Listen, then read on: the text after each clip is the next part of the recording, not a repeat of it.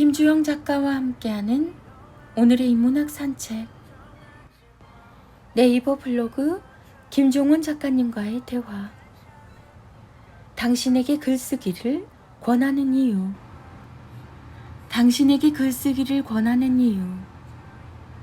글을 길게 쓰면 요즘 누가 긴 글 읽어요? 라는 댓글이, 그래서 글을 짧게 쓰면 너무 정성이 없네요 라는 댓글이 달린다. 긍정적인 메시지를 담아서 쓰면 지나치게 긍정적이네요 라는 댓글이, 긍정과 부정을 섞어서 쓰면 이것도 저것도 아니네요 라는 댓글이 달린다.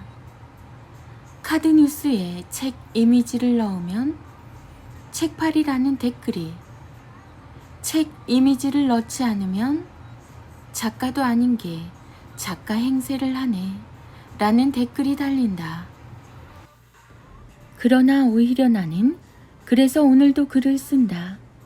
글쓰기는 그렇게 나와 맞지 않는 사람을 구분하며 내 마음과 같은 사람을 남기는 일이기 때문이다. 오랫동안 글을 쓰면서 우리는 내 마음과 같은 영혼의 짝을 만난다. 카카오 채널 김종원 작가님의 기적의 필사법. 이렇게 말하면 아이의 길을 살리고 내면을 탄탄하게 다질 수 있어요. 그럼 부모의 기는 누가 살려주나요? 이렇게 반문할 수 있어요. 맞습니다. 부모의 마음을 치유하고 길을 살리는 것도 중요합니다. 그런데 이렇게 생각해 볼 수도 있습니다. 아이의 길을 살리는 것이 곧 부모 자신의 길을 살리는 것이 아닐까요? 스스로 듣기에도 좋은 말을 전하며 부모 자신의 마음도 곧 평온해지고 안정을 느낄 수 있기 때문입니다. 스스로 듣기에도 아름다운 그 말을 이제 사랑스러운 아이에게도 들려주기로 해요. 끝까지 하지 않을 거라면 하지 마. 이런 부모의 말에 아이는 시작을 두려워하는 사람으로 성장하게 되죠. 마무리를 하지 못하고 늘 시작만 하는 아이의 일상을 바꿔주려는 좋은 부모의 마음은 이해하지만 오히려 그럴수록 이렇게 말을 바꿔주는 게 좋습니다. 뭐든 스스로 시작한다는 건 멋진 일이야. 네가 뭘 시작하든 난 늘 기대해. 내 말에 토달지 마. 조용히 해. 아이들이 반복적으로 말꼬리를 잡고 늘어지면 순간적으로 분노해서 이렇게 말하게 되죠. 물론 아이들의 모습이 예의 바르게 느껴지지 않아서 고쳐주고 싶은 마음도 드는 게 사실입니다. 하지만 이런 억압하는 방식보다는 이렇게 말해주는 게 좋아요. 그래, 넌 어떻게 생각하니? 왜 그렇게 생각하게 된 거야? 그럼 이제 내 말도 좀 들어줄래? 놀이터에서 혼자 살아. 엄마는 간다. 놀이터에서 놀다 보면 자주 일어나는 상황이죠. 10분만 더, 아니 5분만 더. 이러다가 결국 약속을 지키지 않는 아이를 두고 외치는 말입니다. 물론 본심은 그게 아니지만 약속을 지키지 않는 아이에게 지치기도 하고 동시에 약속을 지키는 교육도 하고 싶어서 그렇게 말하게 되죠. 하지만 이렇게 조금 표현을 바꾸면 더 효과적으로 그 의미를 전달할 수 있습니다. 스스로의 약속을 지키지 않는 건 멋진 너에게 어울리지 않는 일인 것 같아. 네가 약속을 지켜주면 집으로 가는 길이 더 행복할 것 같아. 내가 너 때문에 못 살겠어. 주변에서 늘 볼 수 있는 풍경입니다. 아이는 실수를 하고 부모는 이런 식의 말로 성난 기분을 표현하죠. 그러나 이런 방식의 표현은 아이에게 신세를 한탄하는 느낌으로 전해지기 때문에 좋지 않아요. 예를 들어서 실수로 물을 흘렸다면 스스로 닦을 수 있게 이렇게 표현을 바꿔주는 게 좋죠. 누구나 실수로 물을 흘릴 수 있지. 닦으면 되는 거니까. 당황할 필요는 없어. 잘못은 누구나 할 수 있어. 스스로 책임을 지면 되는 거지. 네가 형이니까 양보해야지? 형제가 다투고 싸우면 부모 입장에서는 참 곤란합니다. 매번 화를 내며 혼낼 수도 없으니까요. 그래서 이런 식으로 니까 라는 방식을 활용해서 형이나 동생에게 양보를 권하게 됩니다. 하지만 형이라서 양보하고 동생이라서 참으라고 하는 건 아이 입장에서는 조금 억울합니다. 기준도 분명하지 않기 때문에 좋지 않죠. 이런 식으로 바꿔서 말해주는 게 좋습니다.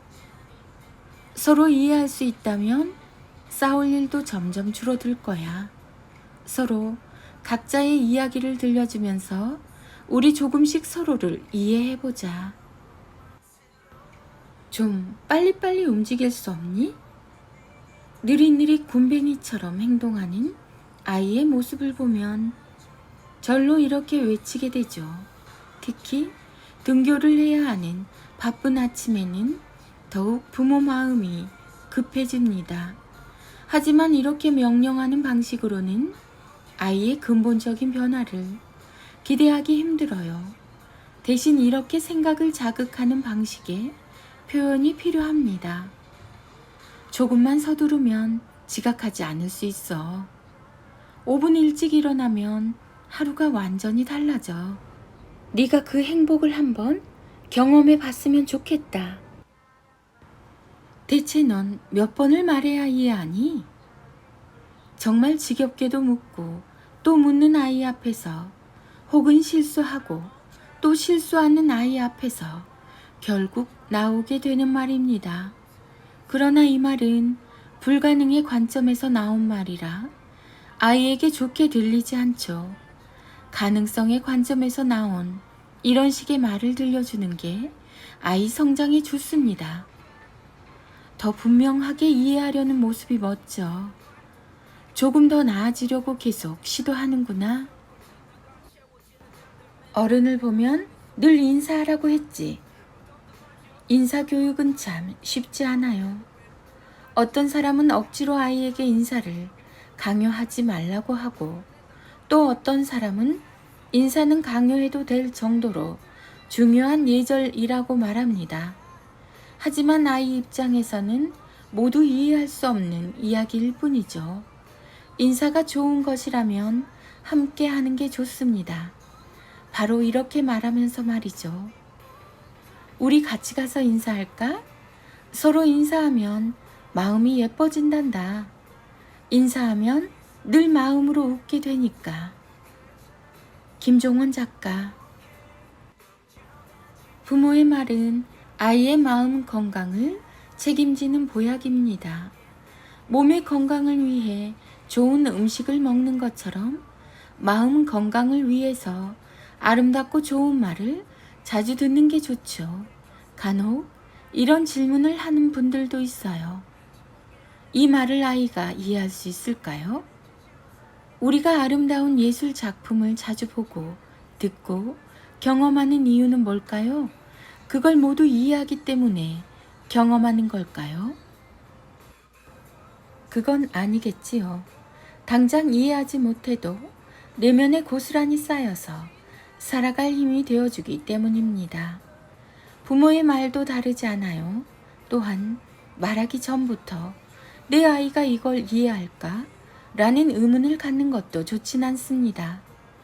부모가 먼저 아이의 가능성을 재단하고 막는 것이 될 수 있기 때문입니다. 당신의 말로 아이의 가능성을 열어주세요. 부모의 말은 아이에게 마음의 보약입니다. 김종원 작가. 자녀 교육, 부모 교육, 책, 육아, 홈스쿨링, 대화법, 질문, 초등교육, 부모의 말. 인문학의 대가 김종원 작가님의 하루 한 장 365 인문학 달력 아이들의 낭송이 이어집니다. 인문학 달력 9월 4일 아이에게 예술을 보여주기 위해 굳이 멀리 떠날 필요는 없다. 창문을 열고 풍경을 가슴에 담자. 보이는 것이 아닌 담는 것이 나의 것이니까.